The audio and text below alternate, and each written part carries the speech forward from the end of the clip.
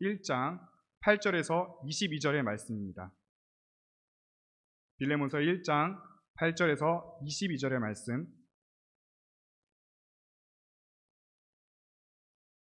다 찾으셨나요? 네, 같이 교독하시도록 하겠습니다. 이러므로 내가 그리스도 안에서 아주 담대하게 내게 마땅한 일로 명할 수도 있으나 도리어 사랑으로서 강구하노라. 나이가 많은 나 바울은 지금 또 예수 그리스도를 위하여 갇힌 자 되어 갇힌 중에서 낳은 아들 오네시모를 위하여 내게 간구하노라. 그가 전에는 내게 무익하였으나 이제는 나와 내게 유익함으로 내게 그를 돌려보내노니 그는 내 신복이라. 그를 내게 머물러 있게 하여 내 복음을 위하여 갇힌 중에서 내 대신 나를 섬기게 하고자 하나.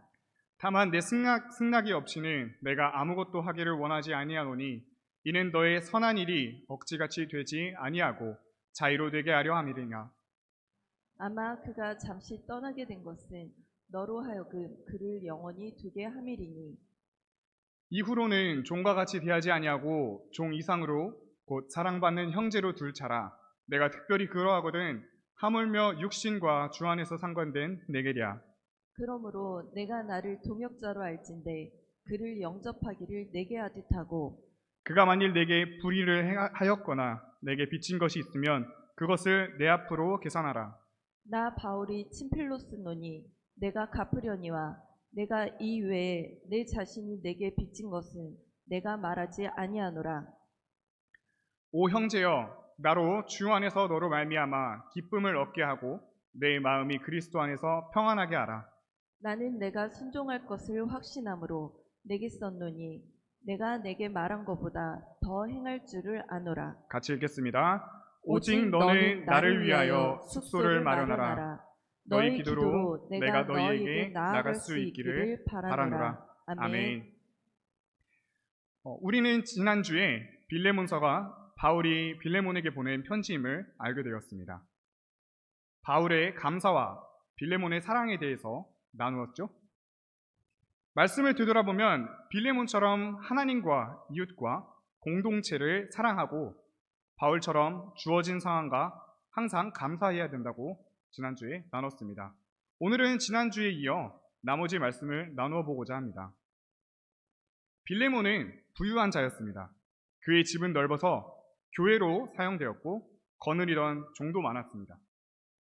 그러던 어느 날 종 한 명이 도망을 갑니다. 그 종의 이름은 바로 오네시모입니다. 바울이 빌레몬서를 쓴 가장 큰 이유는 바로 이 오네시모 때문입니다. 오네시모는요, 로마가 이 지역을 점령할 때 붙잡아둔 재능이 뛰어난 노예일 것이라고 성경학자들은 추측합니다. 그런 그가 성경에는 왜 달아났는지는 알려주지 않습니다. 확실한 건 이 오네시모가 빌레몬의 집인 골로새에서부터 바울이 잡혀있던 로마까지 도망갔다는 겁니다. 종의 신분으로 도망간 오네시모가 로마에서 바울을 만나게 됩니다.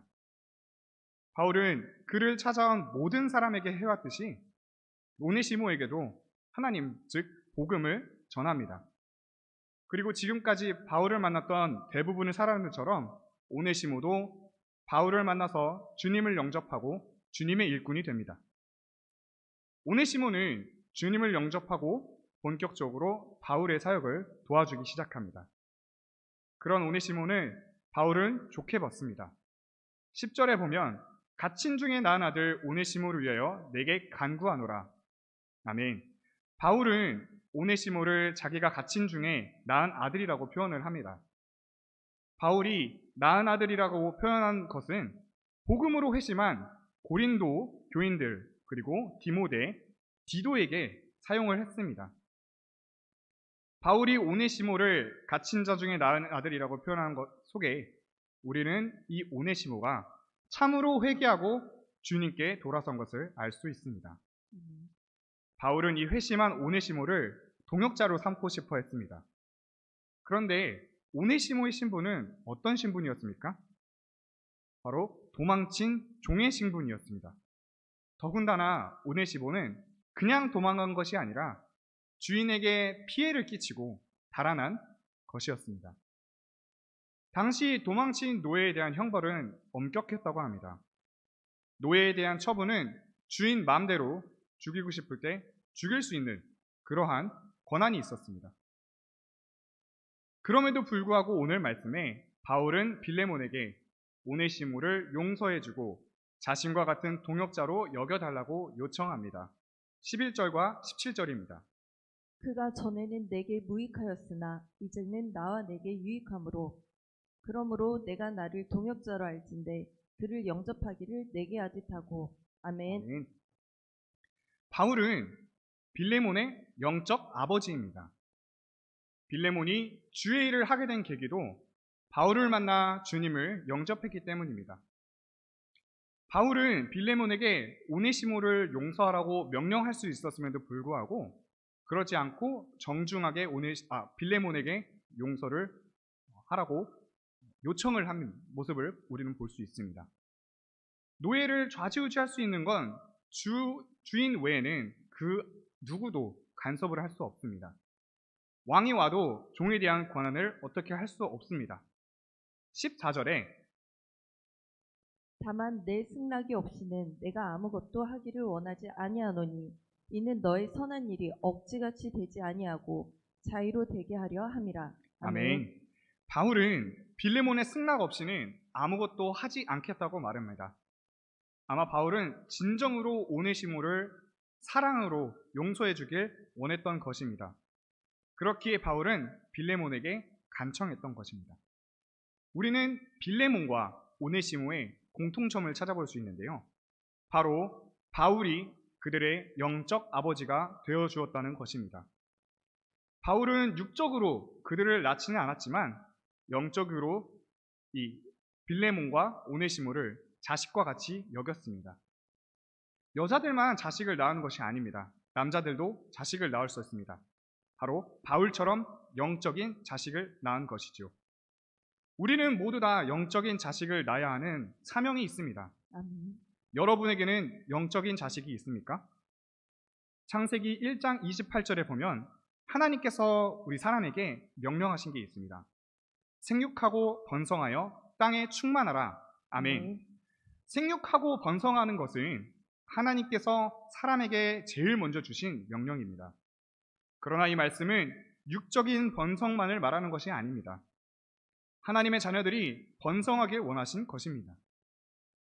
하나님께서 아브라함에게 하늘의 별과 같이 바다의 모래와 같이 많은 자손을 주시겠다고 창세기 22장 17절에 하신 약속은 단지 혈육이 많아지는 것뿐만 아니라 하나님의 나라의 백성이 많아지는 것을, 하나님의 자녀들이 많아지는 것을 의미합니다. 아멘. 그것은 유대인에게뿐만 아니라 이방인들에게도, 즉 세상 모든 민족이 다 구원을 받고 하나님을 예배하기를 원하신 것입니다. 아멘. 이러한 하나님의 마음을 예수님을 통해서도 똑같이 강조하셨습니다. 예수님께서 제자들에게 마지막으로 부탁하신 말씀입니다. 마태복음 28장 19절입니다. 그러므로 너희는 가서 모든 민족을 제자로 삼아. 아멘. 하나님과 예수님께서는 우리에게 사명을 주신 것이에요. 바로 육적으로 영적으로 생육하고 번성하라는 것입니다. 아멘. 바울은 예수님의 명령에 순종했던 사람임을 우리가 알 수 있습니다. 바울은 당시 유대인들이 가지고 있던 구원관을 벗어나 모든 이방인들을 위한 사도로 부르심을 받은 것을 확신했고 자신 생의 전부를 이방인 선교로 헌신했습니다. 그 헌신을 통해 유대인들과 예루살렘과 유다와 사마리아 그리고 온 세상에 복음이 증거됐습니다. 그러한 영적 자녀 삼음을 통해서 저와 여러분들도 구원을 받게 된 것입니다.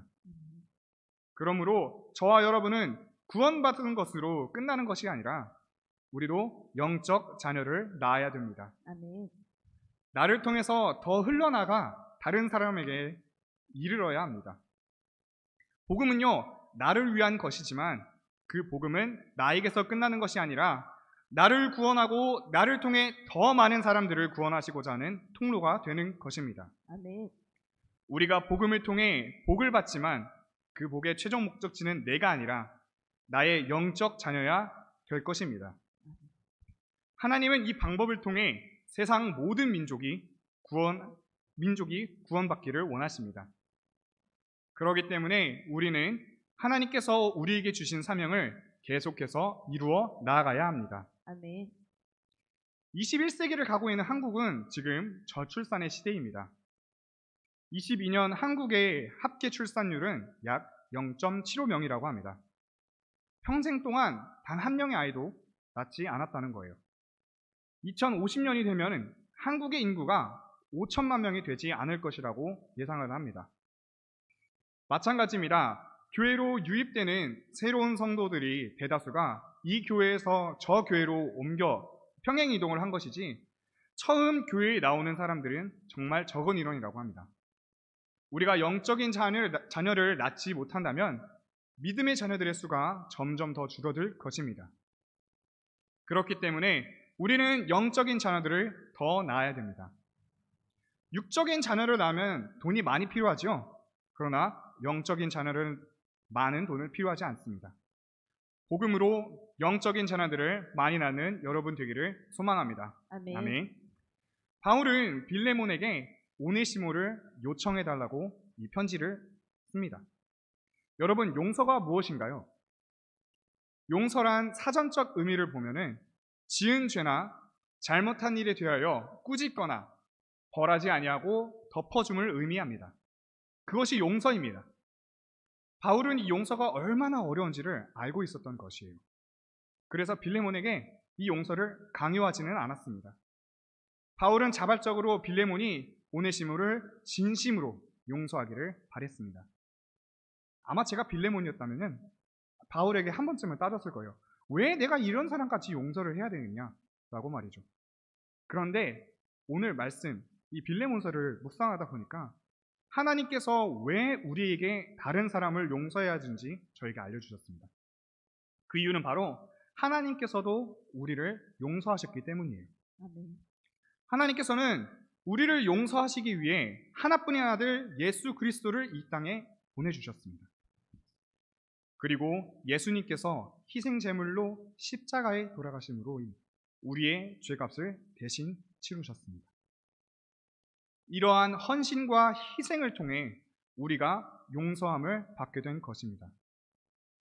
왜 우리는 용서하기 힘든 걸까요? 그 이유는 바로 하나님의 용서를 우리가 기억하지 못하고 진정한 희생과 헌신이 없었기 때문입니다. 누가복음 7장에 보게 되면 예수님께서 바리새인 시몬의 집에 초청을 받습니다. 예수님께서는 시몬의 집에 앉으셨을 때 한 여자가 예수님 앞에 나옵니다. 말씀 7장 37절에 보면은 그 여자는 죄 지은 여자라고 소개를 합니다. 그녀는 예수님께 나아가 눈물로 예수님의 발을 적시고 머리털로 예수님의 발을 닦고 또 예수님의 발에 향유를 붓습니다. 그 모습을 본 시몬이 예수님께 당신이 선지자라면 이 여인이 죄인임을 알았을 것입니다 라고 이야기를 하죠. 그러자 예수님께서는 시몬에게 한 비유를 들려주십니다. 500데나리온 빚진 자와 50데나리온 빚진 자 둘이 있는데 갚을 게 없자 주인이 이 둘의 빚을 탕감해 주었습니다. 그렇다면 둘 중에 누가 더 주인을 사랑하겠느냐고 예수님께서 시몬에게 물어보십니다. 누가 더 주인을 사랑할까요? 시몬은 더 많이 탕감받은 자가 주인을 사랑하겠다고 말합니다. 그리고 예수님께서는 시몬이 옳다고 하십니다. 그리고 시몬에게 이렇게 말씀하십니다. 너는 내게 발 씻을 물을 주지도 아니하였고 내게 입 맞추지도 아니하였고 머리에 감람류도 붓지 않았는데 이 여자는 눈물로 내 발을 닦고 내 발에 입 맞추기를 그치지 아니하였으며 내 발에 향유를 부었다고 말씀하십니다. 이 여인은요, 자신이 용서받은 것을 깨달은 사람이었습니다. 그녀는 자신이 받은 용서에 감격했기 때문에 주저하지 않고 이러한 헌신을 할 수 있었던 것입니다. 빚진 자들의 비유, 그리고 시몬과 죄인이라고 소개된 이 여인, 이 두 사건의 공통점은 우리가 용서받은 것을 분명히 알아야 용서할 수 있음을 우리에게 알려줍니다. 용서를 실천하기 위해선 우리의 희생이 필요합니다. 거듭 이야기하지만 우리가 용서하라는 말씀대로 실천하려면 우리가 받은 용서함에 대해 잘 알고 희생하는 희생과 헌신이 필요한 것입니다. 용서를 가능케 하는 것은 바로 사랑입니다. 예수님께서는 마태복음 6장 44절에 이같이 말씀하십니다. 나는 너희에게 이르노니 너희 원수를 사랑하며 너희를 박해하는 자를 위하여 기도하라. 아멘. 아멘. 독일의 종교개혁자이자 신학자였던 마틴 루터는 이 빌레몬서를 기독교 사랑의 정수가 담긴 책이라고 말합니다. 우리는 이 빌레몬서를 통해서 우리를 향한 크고 놀라우신 하나님의 사랑을 알 수 있습니다. 우리는 죄인이었습니다. 우리가 죄인이었음에도 불구하고 하나님께서는 우리를 너무나도 사랑하셔서 우리를 그냥 두고 볼 수 없었던 것이에요. 바로 하나님께서는 구원을 주시고 싶었습니다. 그런데 그 구원을 하나님께서는 대가를 받고 주신 것이 아닙니다. 구원을 값없이 우리에게 거저 주셨습니다. 하나님의 이러한 조건 없는 사랑이 우리의 죄를 용서하셨고 우리를 구원하신 것입니다. 아멘. 그러므로 하나님의 자녀된 우리는 우리의 아버지 하나님처럼 다른 사람을 사랑하고 용서하며 살아가야 합니다. 아멘. 이 하나님의 사랑을 잘 이해할 수 있는 예화가 바로 돌아온 탕자의 이야기입니다. 탕자는 자신의 삶을 찾아 아직 돌아가시지도 않은 아버지의 유산을 찾아 챙겨 떠나버립니다. 그런 탕자의 아버지는 매일같이 마을 어귀에서 탕자를 기다립니다. 하루, 이틀, 일주일, 한 달, 1년 얼마나 지났을까요? 탕자는 자신이 가지고 있던 모든 재산을 흥청망청 다 소비하고는 버립니다. 이제 더 이상 자신의 수중에 돈이 남지 않아 먹을 것을 사 먹을 돈조차 없게 된 것입니다. 그러자 이 탕자는 돼지가 먹는 쥐염 열매로 겨우겨우 살아가다가 문득 아버지의 집이 생각납니다. 내가 거기 종으로 있었더라면 내가 배를 굶지 않고 있었을 텐데. 고민 끝에 탕자는 아버지의 집에 다시 돌아가고자 합니다. 가서 아버지의 아들이 아닌 종으로 종살이할 마음으로 아버지의 집을 찾아갑니다.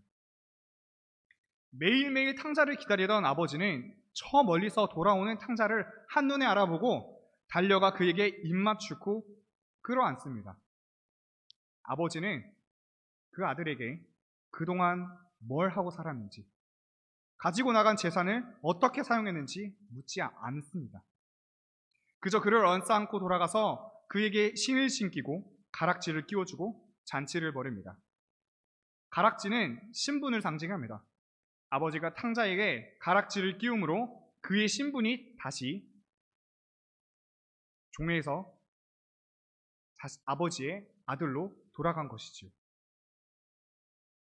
돼지가 먹는 쥐열 열매를 먹으며 연명하던 탕자가 아버지께로 돌아가 종살이를 할 생각을 하고 있었는데 아버지는 탕자가 생각했던 것과 다르게 바로 다시 아들의 신분으로 돌려봅니다. 아들을 사랑하기에 매일같이 아들을 기다리는 아버지의 마음이 하나님의 마음을 잘 보여줍니다. 하나님을 우리를 사랑으로 언제나 한결같이 기다리고 계십니다. 아멘. 그리고 돌아온 우리에게 아무것도 묻지 않으시고 하나님의 자녀 삼아주십니다. 아멘. 이 사랑을 우리는 바로 알고 기억해야 합니다. 바울이 빌레몬에게 원했던 최종적인 모습은 바로 자발적인 순종이었습니다. 빌레몬의 마음에서 우러나와 내리는 자발적 순종이어야만 빛이 나고 참된 의미가 있음을 바울은 알았기 때문입니다. 그리고 바울은 빌레몬이 그렇게 할 수 있음을 믿었습니다. 21절입니다. 나는 내가 순종할 것을 확신함으로 내게 썼노니 내가 내게 말한 것보다 더 행할 줄을 아노라. 아멘. 바울은 빌레몬이 바울의 사도적 권위에 순종하는 것이 아닌 바로 하나님의 말씀에 순종하기를 원했습니다. 아멘. 빌레몬이 하나님의 뜻을 더 깊이 깨달아 그 뜻을 사랑으로 행하도록 기도했던 것입니다. 7절 말씀을 보면 이미 빌레몬은 순종의 증거로 그가 성도들의 마음을 편하게 한 것을 입증하였습니다. 그래서 바울은 빌레몬이 자신의 말에 순종할 것을 알았기 때문에 나의 말보다 더 행할 줄을 믿는다고 말합니다. 이 말은 오네시모가 바울의 복음 사역을 돕기 위해 돌려보내지라는 것까지 믿는다는 것을 뜻합니다. 사랑하는 항소망 성도님들, 하나님이 얼마나 여러분을 사랑하시는지 그리고 그 사랑을 깨닫기를 원합니다. 아멘. 우리가 하나님께 용서와 사랑을 받은 사실을 알고 깨달을 때 비로소 우리도 남을 사랑하고 용서할 수 있게 되는 것입니다. 아멘. 희생과 헌신이 없는 용서는 그저 구호에 불과합니다. 하나님의 크고 놀라우신 사랑과 용서를 잊지 않고 삶으로 실천해 나갈 수 있는 저와 여러분 되기를 간절히 소망합니다. 아멘. 기도하겠습니다.